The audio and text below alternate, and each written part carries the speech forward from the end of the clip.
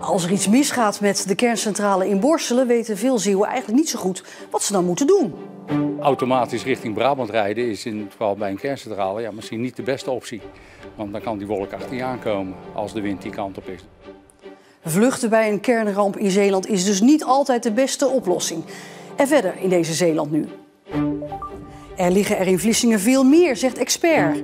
En Milou van Boer zoekt vrouw nu op naar Brussel.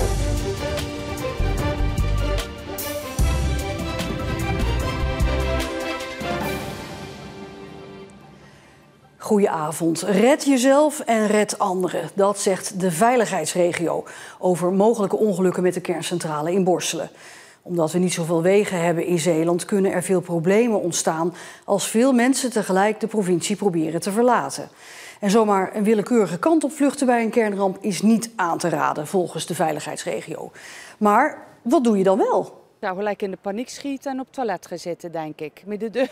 Ik heb eigenlijk geen idee wat ik moet doen. Nee, weet ik echt niet. Ja, vluchten zou wel het eerste zijn waar je aan denkt. Maar ja, geen idee. Nee, eerlijk gezegd.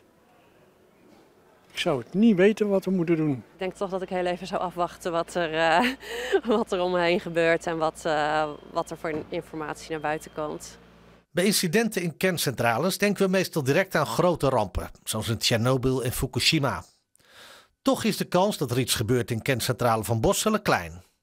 En als het misgaat, dan is de kans het grootst dat er straling of radioactief materiaal vrijkomt. Bijvoorbeeld in de vorm van een wolk die ontsnapt. Daarom is het advies over wat je als omwonende moet doen misschien niet wat je verwacht. Schuilen. Dat is de meest veilige maatregel om te nemen. Dan ben je in principe beschermd tegen een belangrijk deel van straling. In de gevallen dat dat te gevaarlijk is, ja, dan is bijvoorbeeld het evacueren van een gebied aan de orde. Veel mensen denken dat ze zo snel mogelijk moeten vluchten. Maar dat klopt dus niet, want het is van veel factoren afhankelijk. De veiligheidsregio gaat mensen proberen te bereiken via de bekende sirene. NL-alerts op de telefoon en Omroep Zeeland als rampenzender. Maar iedereen op deze manier bereiken wordt een lastig verhaal. Ja, wij hopen dat mensen die het weten, ook de anderen, de buren of waar je op dat moment bent, ook vertellen van dit is er aan de hand. En ja, daarbij ook dan aangeven wat de beste middel is om veilig te blijven. Vervoer kan een probleem opleveren bij een kernongeluk. In de omgeving van de kerncentrale zijn verschillende zorginstellingen. Veel bewoners hebben zelf geen auto. Zelfredzaamheid en elkaar helpen lijken de toverwoorden. Neem degene die in het verzorgingstehuis zit ook gewoon mee. En dat geldt voor eigenlijk iedereen die zelf geen vervoer heeft. Zorg dat die mee kan met jou naar die veilige plek. Zeeland kent relatief weinig uitvalswegen. Dus stel dat het fout gaat in Borselen en heel Midden-Zeeland besluit via deze A58 de provincie te verlaten, dan zou dat wel eens problemen op kunnen leveren. Automatisch richting Brabant rijden is in het geval bij een kerncentrale misschien niet de beste optie. Want dan kan die wolk achter je aankomen als de wind die kant op is. Dus het gaat altijd, probeer even te wachten totdat je hoort wat de veilige gebieden zijn waar je naartoe kan. Zo kom je niet in een verkeersinfarct terecht waar je geen kant meer op kan en alsnog de klos bent. Maar de kans dat het zover komt is natuurlijk maar heel klein. De kans is miniem klein. Het is echt een van de incidenten die een hele kleine kans heeft. Alleen op het moment dat het gebeurt heeft het een grote impact. De politie heeft beelden vrijgegeven van een wilde achtervolging door Axel. De bestuurder van een auto reed zaterdagavond dwars door uitgaansgebied en stak ook zonder te kijken kruisingen over, zegt de politie. Die had de auto eerder zien rijden, waarvan bekend was dat de bestuurder geen rijbewijs had. Toen de politie de bestuurder wilde controleren, ging die er vandoor. Tijdens de achtervolging sprong de bestuurder uit de rijdende auto en hij viel daarbij, maar rende daarna weg. Uiteindelijk is hij verderop aangehouden. Zeeland krijgt 50 miljoen euro van het Rijk als compensatie voor het groeiend aantal windmolenparken op zee, waarvan de stroom hier aan land komt.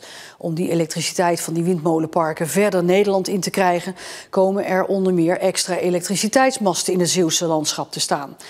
Het compensatiegeld gaat naar sportfaciliteiten, natuurbehoud in het Veerse Meer en oplossingen voor het tekort aan zoet water in de Zeeuwse landbouw. De bekende Zeeuwse muzikant en saxofonist Nick van Raai, beter bekend als Grandpa Nick, is overleden. Eind jaren 80 richtte hij de bekende Grandpa Nick Sessieband op, waarin veel bekende Zeeuwse muzikanten en zangers hebben gespeeld en gezongen. In de jaren 70 speelde Nick van Raai met onder andere Diesel Duc en Robert Maaskant in de legendarische fanfare Sint-Jutemis, een blazersband die eigenzinnige jazz speelde. Van Raai was al enige tijd ziek en hij is 78 jaar oud geworden. In het water bij de Piet Heinkade in Vlissingen liggen waarschijnlijk nog meerdere mijnen. Dat zegt een woordvoerder van de explosieve opruimingsdienst Defensie, naar aanleiding van de mijnen die afgelopen weken, na bijna 80 jaar onder water te hebben gelegen, plots opdoken. Tot nu toe zijn er 3 gevonden. Begin deze maand een mijn van 1000 kilogram, die voor de kust van Katzand vernietigd is. En afgelopen vrijdag zijn er op nagenoeg dezelfde plek weer 2 gevonden. De explosieve opruimingsdienst gaat deze beide mijnen binnenkort boven water halen, om ze vervolgens op zee tot ontploffing te brengen. De mijnen werden door de Duitsers gebruikt om onder meer kades op te blazen. Dat deden ze over het algemeen met LM1000 mijnen, dat is een type, maar dat was een luchtmijn. Die werd uit vliegtuigen gegooid, maar die werden niet meer gebruikt. Dus die gebruikten de Duitsers om kademuren op te blazen. Onder andere de Piet Heinkade dus. Ja, hier Piet Heinkade, de sluizen, maar ook de 2 binnenhavens en de buitenhavens. Deze beelden zijn van eind oktober 1944, toen een deel van de Piet Heinkade door die mijnen was opgeblazen. En volgens Heikoop is het aannemelijk dat er nog meer mijnen op de bodem liggen. Dat zou inderdaad wel kunnen, want er werd vrij slordig mee omgegaan aan het eind van de oorlog. Duitsers waren ook niet meer zo serieus. En ja, er kunnen er wat van de beton zijn afgevallen of allerlei mogelijkheden. En dat zien we wel ergens anders ook, want er zijn meer plaatsen waar dat spul nog gevonden wordt. Dus er kunnen er inderdaad nog meer liggen. De explosieve opruimingsdienst gaat dat de komende dagen onderzoeken. Wat dat voor de bewoners hier betekent, is vooralsnog onduidelijk. Zeeland heeft er 30 nieuwe sluiswachters bij. Rijkswaterstaat heeft het afgelopen jaar in het hele land in totaal zo'n 95 nieuwe sluisbedieners opgeleid. Aanleiding was onder meer personeelstekort op de Krammersluizen in Bruinisse en het sluizencomplex in Hansweert, waardoor tijdelijke stremmingen ontstonden. Scheepvaart moest langer wachten of omvaren en vooral de binnenvaartschepen hadden daar last van. Door deze wervingscampagne is het probleem voor de komende zomer opgelost. Dinja van Lieren, Amazone uit Capelle, lijkt weer een stap dichterbij de Olympische Spelen deze zomer in Parijs. Ze won namelijk gisteren voor de 2e keer het Nederlands kampioenschap dressuur. En dat was het eerste meetmoment voor de selectie voor die Olympische Spelen in Parijs. De Europese verkiezingen zijn volgende week donderdag en waarschijnlijk heeft u al wat kandidaten voorbij zien komen. De BBB heeft voor Brussel een Zeeuwse op de kandidatenlijst staan met wortels in Limburg. En politiek verslaggever Marcel de Kranen zocht erop. De boer-burgerbeweging zet in Zeeland billboards met Milou Rietjens in de wei. Rietjens komt uit Limburg en woont in Zeeland. Ze is de nummer 5 op de lijst voor de Europese verkiezingen. Als echte BBB'er gaat haar aandacht uit naar... Sowieso die boeren. Ik vind voedselzekerheid enorm belangrijk. Ik vind dat wij dat ook hier moeten behouden. Niet alleen omdat het cultureel erfgoed is van Nederland, maar ook gewoon omdat ik erin geloof dat als wij dit verplaatsen naar buiten de EU, dat ook mondiaal, als we naar de klimaatproblematiek kijken, totaal geen oplossing is. De oplettende tv-kijker kent Milou Rietjens van het programma Boer zoekt vrouw, waar zij het aanlegde met een Zeeuwse boer. Via via kwam zij in contact met de BBB. Ik ben natuurlijk door het programma Boer zoekt vrouwen in Zeeland beland. Ben dan ook in die agrarische sector terechtgekomen en heb zo dat netwerk van BBB gevonden. En ben eigenlijk al sinds nog voor de provinciale statenverkiezingen actief. De relatie met de Zeeuwse boer uit het programma is inmiddels over en uit. Maar Rietjens woont dus nog wel in Zeeland, terwijl ze dat eerst helemaal niet wilde. U heeft wel in het programma gezegd dat u eigenlijk niet in Zeeland wilde wonen, heb ik begrepen. En u woont er nu toch? Ja, nee, dat klopt. Soms gaan die dingen zo en dan sta je of kijk je naar op een bepaalde manier naar de zaken. Ook een beetje uit onwetendheid. Kijk, ik was voorheen, eerlijk is eerlijk, nog nooit in Zeeland geweest. Dus dan kom je hier en dan open je ook je ogen en dan merk je dat je toch je hier thuis gaat voelen. En, ook als Limburgse? Ook als Limburgse, zeker weten. Milou Rietjens bezoekt hier met andere verkiezingskandidaten schoenen- en kledingreus Omoda in Zierikzee. Als ze straks Europarlementariër wordt, weet ze in ieder geval wat de zorgen zijn van de Zeeuwse detailhandel.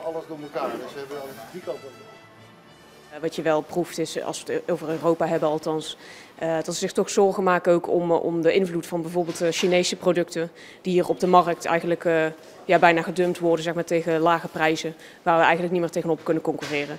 Dus dat is wel een zorg die ik ook mee zal nemen in mijn campagne. Milou Rietjens deed Europese studies en werkte bij de Europese Centrale Bank in Frankfurt. Die ervaring kan haar goed van pas komen in Brussel.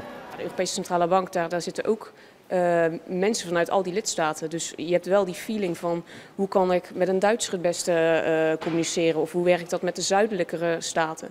Dus in die zin, die ervaring neem ik mee. De grote winnaar van vanavond, de Boer-Burgerbeweging met 9 zetels. De BBB haalde vorig jaar bij de Provinciale Statenverkiezingen een monsterzege in Zeeland.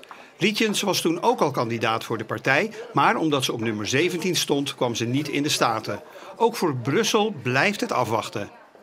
Ik doe mijn best om voor BBB zoveel mogelijk zetels te halen. En voor de rest is het aan de kiezer. Het is natuurlijk ook een verkiezing die een lage opkomst kent. Hè? Dus dat is natuurlijk ook altijd het is anders dan de nationale verkiezingen. Ik hoop dat er veel mensen komen stemmen.